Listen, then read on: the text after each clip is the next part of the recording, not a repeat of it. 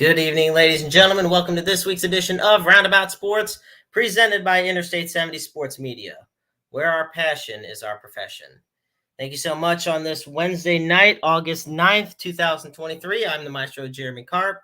And be sure to follow us on Facebook at Interstate 70 Sports Media, as well as Roundabout Sports on Twitter, as well as our Interstate 70 Sports Media YouTube channel. We're going to kick things off tonight with a special tribute because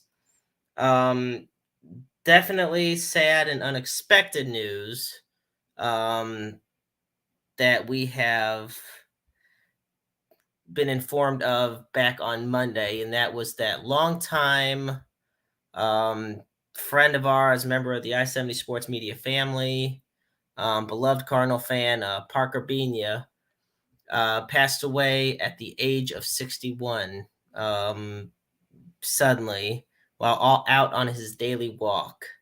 He was born March 31st, 1962 in L.A., a son of Melinda and the late Joseph Bena.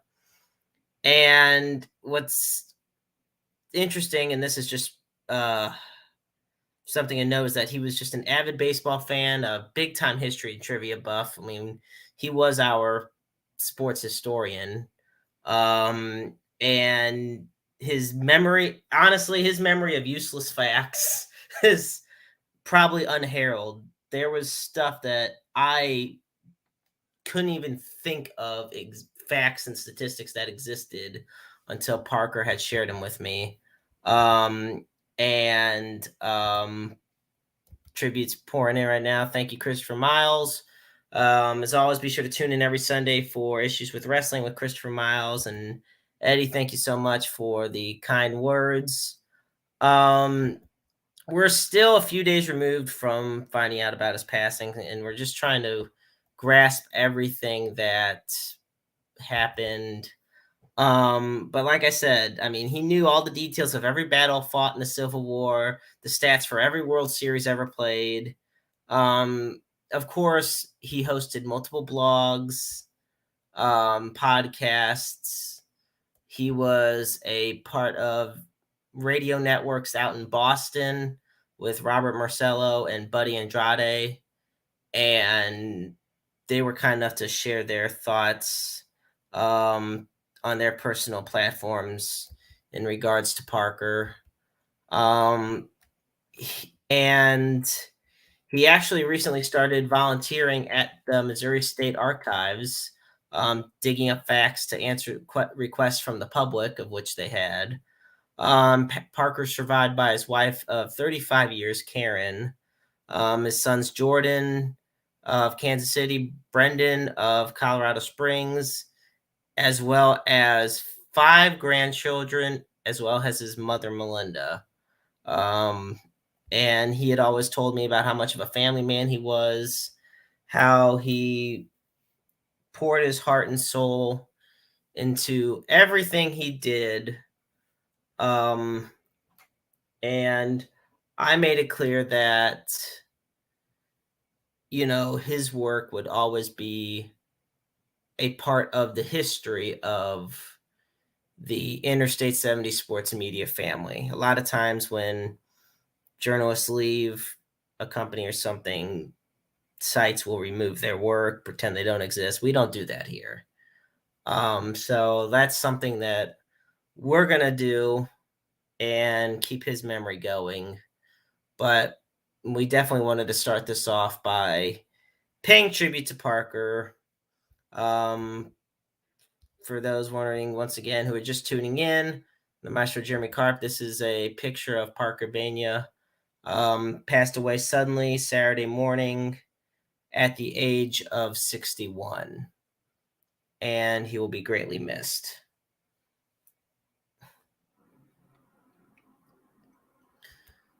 But like everything Parker stood for, the show always went on, and that's what we're going to do here this evening, folks.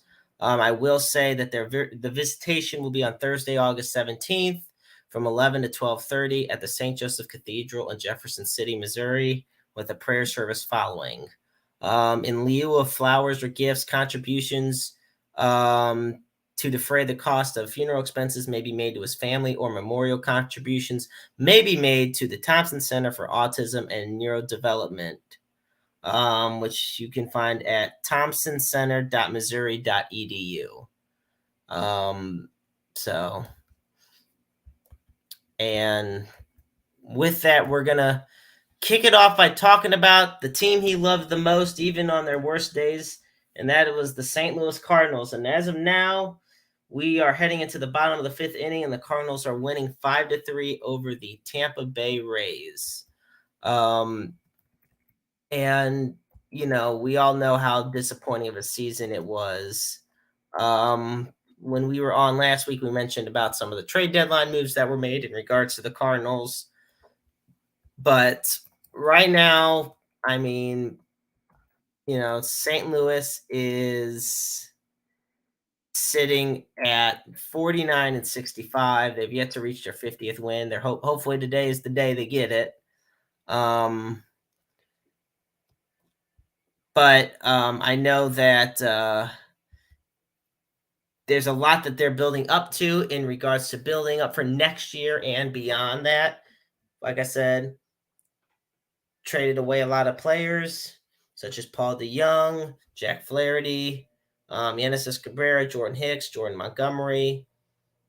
They're building up.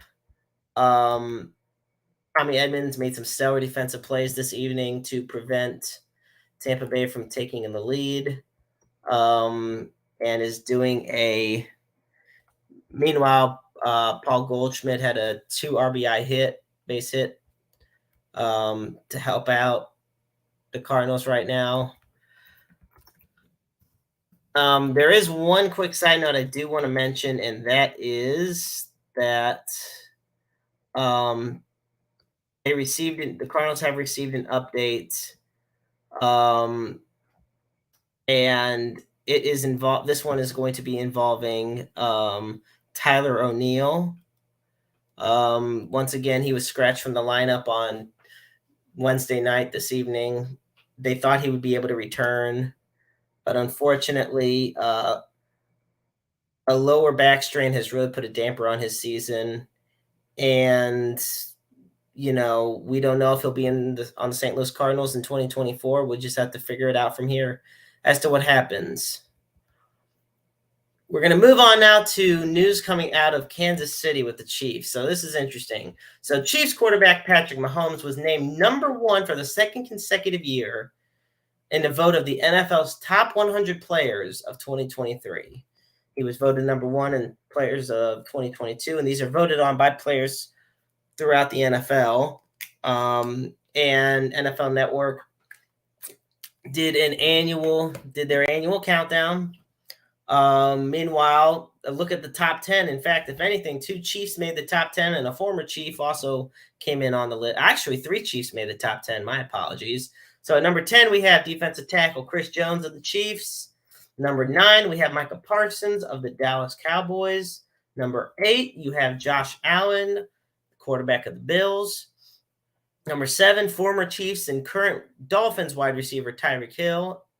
And number 6, we have quarterback Joe Burrow of the Cincinnati Bengals. Number 5, we have tight end Travis Kelce of the Chiefs.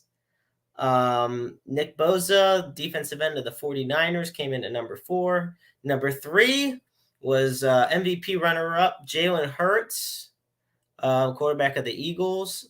Number 2, Justin Jefferson of the Minnesota Vikings. And then number 1, of course, as I said, is Patrick Mahomes. Now, look, it goes without saying about why Patrick Mahomes is number 1.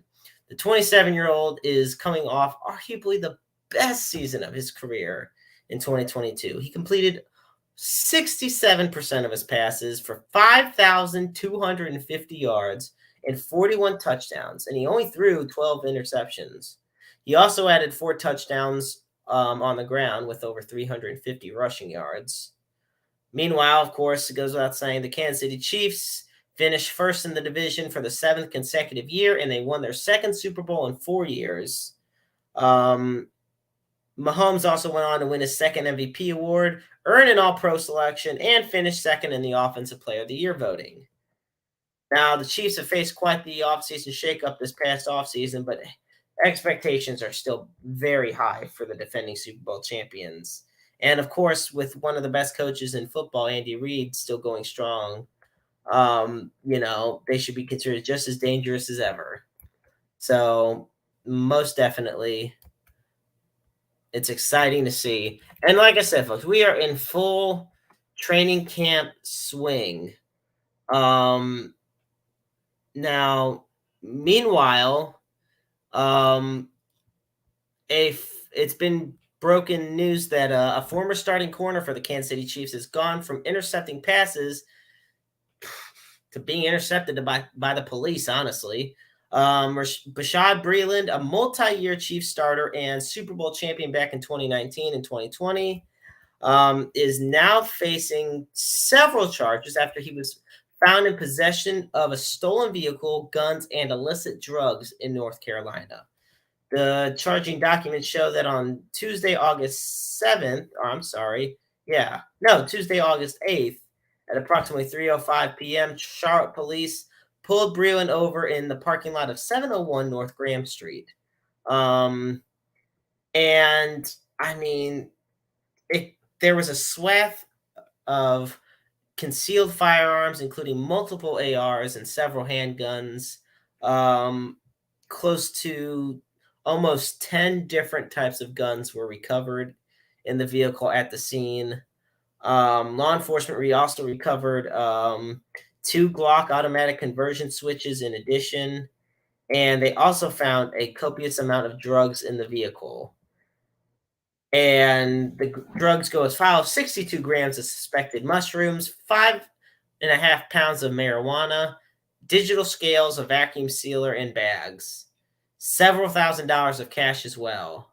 So these are the following criminal charges Breland faces: possession of a stolen vehicle, altering serial numbers, altering a title, possession of marijuana, possession of a Schedule I controlled substance, and possession of a stolen firearm.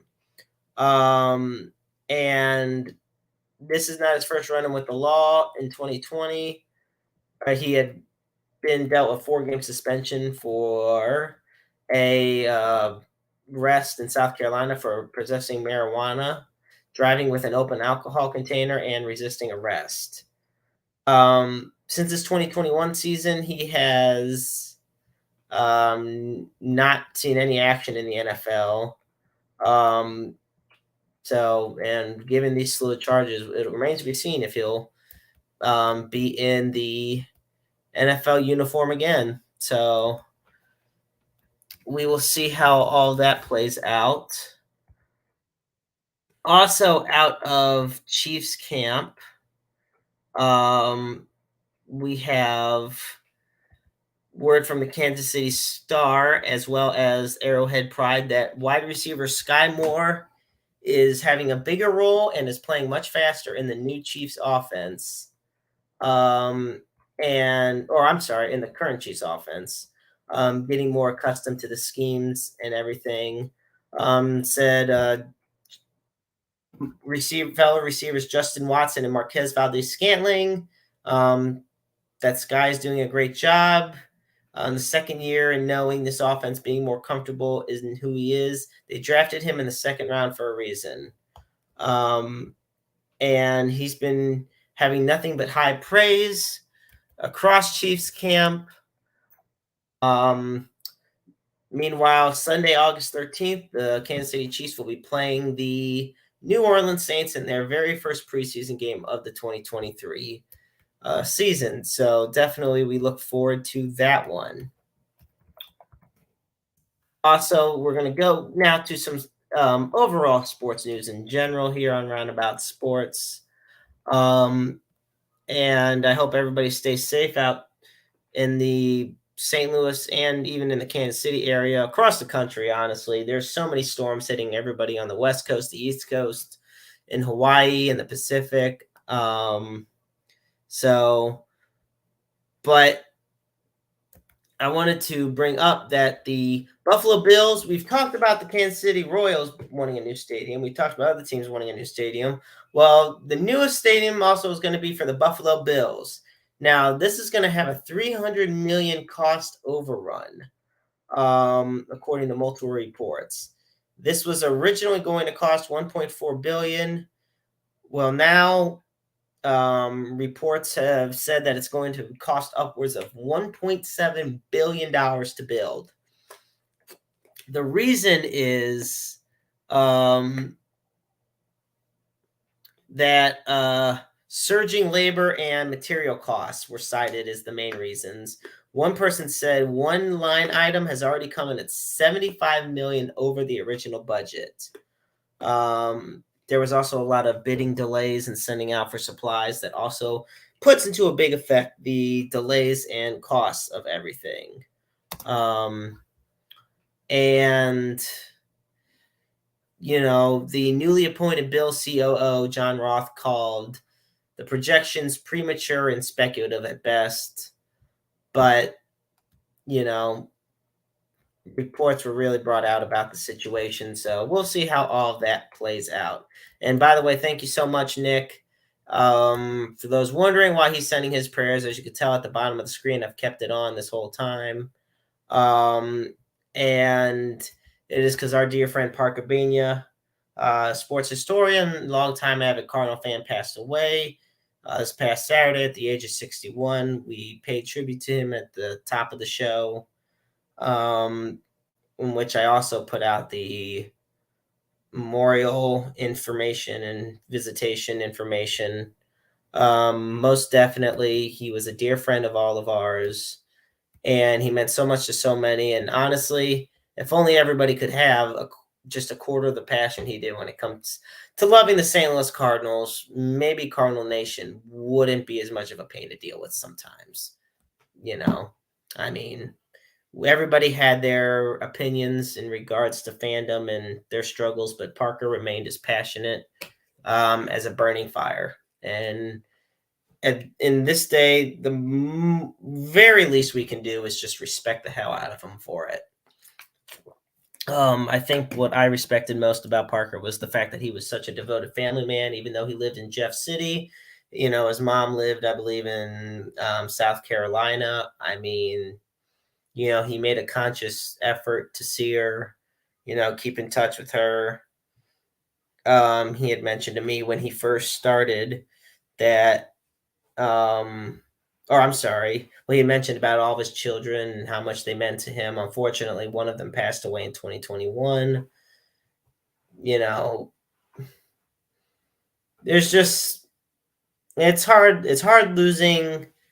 It's more than just losing a team member. It's like losing a member of the family, losing a friend. And by the suddenness of it all, it's just still something that's hard to wrap around. So we're doing our best. With that, I want to shift gears now to some professional wrestling news, big news actually. So Brock Lesnar is going on a WWE hiatus. So at SummerSlam, which was also held this past Saturday, Brock Lesnar suffered a defeat against Cody Rhodes in a one-on-one match. So it turns out he will not be taking part in October 7th Fastlane event, according to information shared by the Wrestling Observer newsletter, because, we got to get information somewhere in wrestling.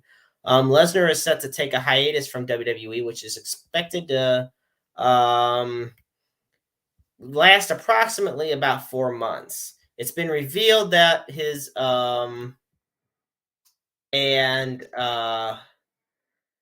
his return is scheduled for WrestleMania 40 next season. So Brock Lesnar, people don't realize, has been doing this since 2002, even though he took a break for many years. Even though in his professional wrestling break, he was in the NFL for a brief time. His UFC and MMA career, goes without saying how much he did in the industries. So yeah. We also have some news coming out that if I can find it. Oh, there we go. Congratulations to women's champion Rhea Ripley, who is announcing her engagement to wrestler Buddy Murphy. Real name is Buddy Matthews.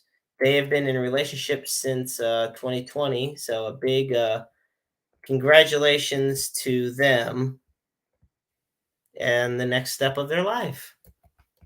Quick game update right now for the St. Louis Cardinals, and it is still 5-3. Cardinals leading over the Rays as we head to the bottom of the sixth.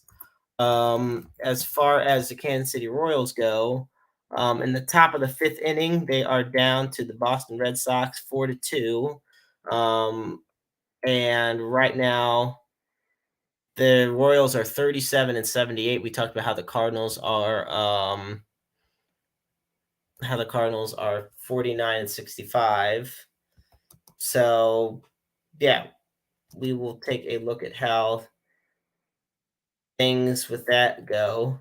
I will say that John Rave makes a amazing defensive play this evening for the Royals, one of the top prospects within the organization that is really trying to make a long-term impact with the team. I know it's a more of a somber evening, and I don't know if it's just the weather or it's the news, with Parker's passing, or hell, it could be all the above. But a lot is definitely going on. I know that it's also been announced that AEW Full Gear is scheduled to be at the Kia Forum in LA, California on Saturday, November 18th, which would coincide with the Saturday Night Collision show that always takes place. So we'll see how that goes. Also, let's talk about, so yeah, I mean, there's just a lot to go on into the world of sports right now. Let me go back. I also do have a couple big birthday wishes to send out in the St. Louis sports world. So first, let's give a special 87th birthday shout out to Cardinal Hall of Famer and multi-time World Series champion Julian Javier, nicknamed by the Phantom, and he hit a career 257 with 78 home runs. Was a two-time All-Star, and like I said, he was also a gold medalist for Mexico at the 1955 Mexico City Pan American Games, representing the Dominican Republic. And so he actually became, back during the 1960s, he was also considered by many to be the fastest man in baseball. He was nicknamed Phantom, most notably by Tim McCarver, because he had an amazing base running ability. So yeah. And of course, I want to give a special 74th birthday shout out to to our Cardinal Nation's very own Ted Simmons, not only a Cardinal Hall of Famer, but a National Baseball Hall of Fame member. After so much long time trying to get in, Simba himself, over 2,400 hits in his career, 248 home runs, 285 career average, 8-time All-Star, Silver Slugger Award winner. A lot of people compare him to the great Johnny Bench. And while Johnny Bench was known as the better power hitter, it was the consistency and that Ted Simmons possessed that made him more well known. And at the time of his retirement, he led all catchers in career hits and doubles and ranked second in RBI behind Yogi Berra and second in total bases behind Carlton Fisk. So, and just in July 31st of 2021, the Cardinals honored him with a statue, as well as retiring his number 23, which was a prestigious honor for him as well. So in that regard, and yes, I personally, Julian Javier was always one of my favorites, just seeing highlights of, but those 60s Cardinals teams are always fun to look up and watch. So most definitely happy special birthday to them. And yeah, it's definitely something special. There's only a handful of jersey numbers retired by the St. Louis Cardinals, and only 13 of them, and Ted Simmons just happens to be one of them. So happy special birthdays to both of them. With that, folks, we're going to take one more look at the Cardinal game before we wrap it up with some final stories and headlines. It's still 5-3 Cardinals,